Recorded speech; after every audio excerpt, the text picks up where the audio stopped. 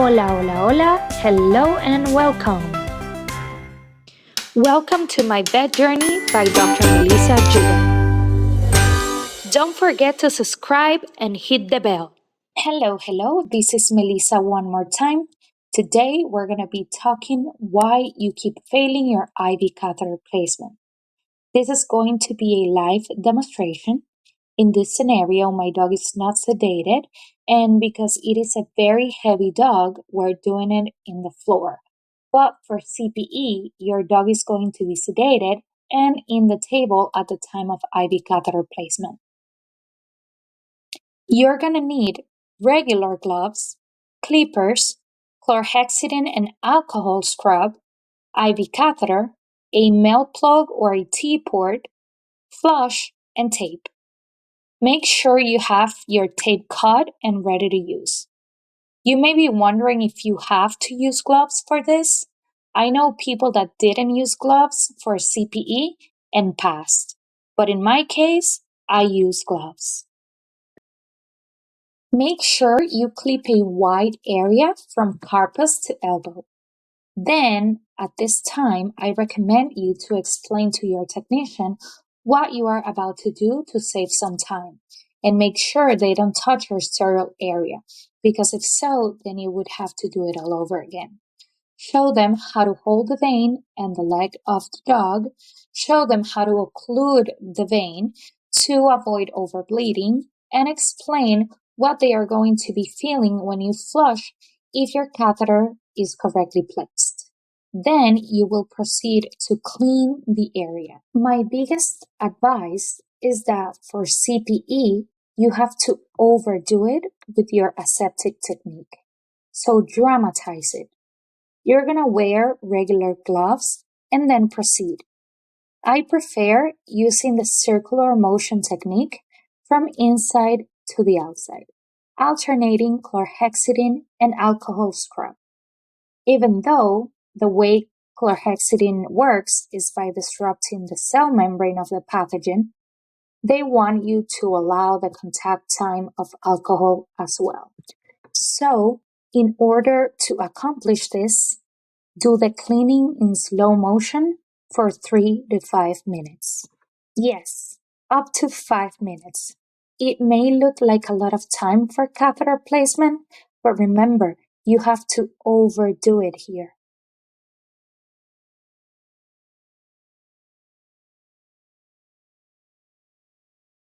Once you have your area sterile, you will ask your technician to present the vein dorsally by using their thumb to rotate from medial to lateral in the elbow joint.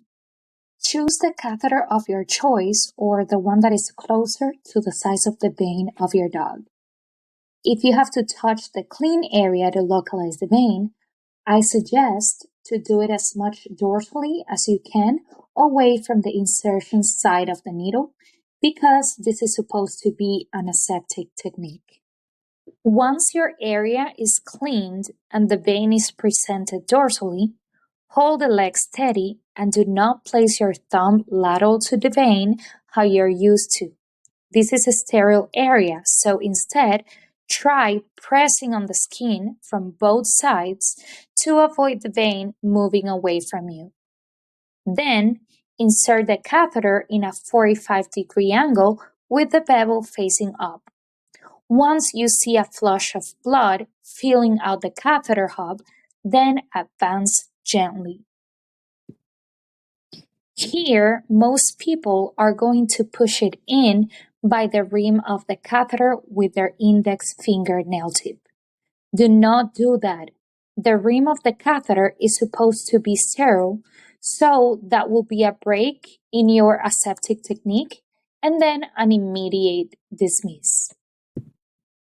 Instead, hold the catheter hub by their sides and gently advance. You can make pressure 1 centimeter above the insertion side, or you can ask the technician to do it for you, and this is to prevent a messy hemorrhage from the catheter.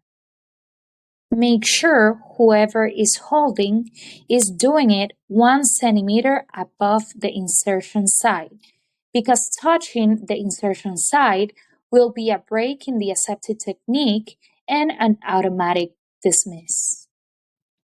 Remove the needle and discard it into the sharp container. Placing the needle in the table or in regular trash will be a fatal flaw and automatic dismiss. Then detach the end part of the catheter and plug it into the catheter to be able to manipulate it while taping. At this time, tape the catheter only and use the tape technique that you prefer.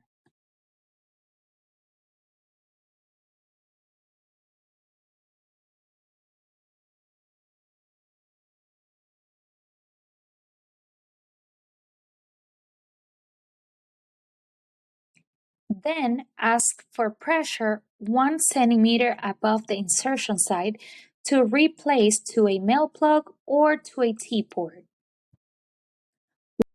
Try to avoid touching the injection site of the male plug or T-port, as this will be a break of the aseptic technique.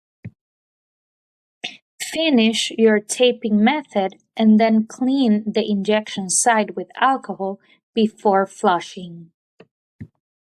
Ask your technician to make partial pressure dorsal to the catheter and check for any pulsation or vibration while you flush.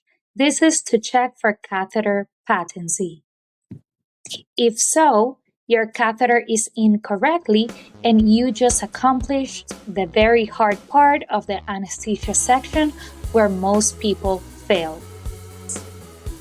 I want to celebrate our success together, so I hope this video was very helpful and useful to you. Please share, like, and subscribe. Let's create a community where we can support each other. Thank you, thank you, thank you, and until the next video.